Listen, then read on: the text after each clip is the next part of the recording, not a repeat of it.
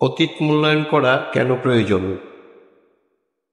১. অতীত মূল্যায়ন আমাদের জীবনের শিক্ষা এবং অভিজ্ঞতাগুলোকে থেকে শিক্ষা গ্রহণ করতে সাহায্য করে।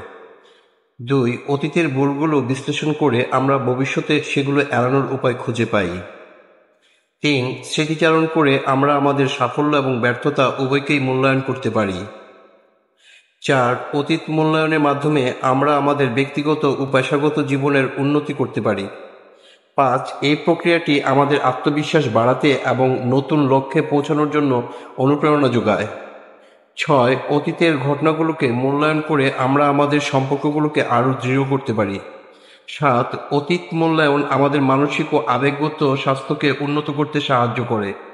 ৮. এটি আমাদের জীবনের দৃষ্টিভঙ্গি পরিবর্তন করতে এবং ইতিবাচক মনোভাব গড়ে তুলতে সহায়ক। ৯. অতীতের সফলতার গল্পগুলো আমাদের সামনে আরও বড় চ্যালেঞ্জ নেওয়ার জন্য উৎসাহিত করে।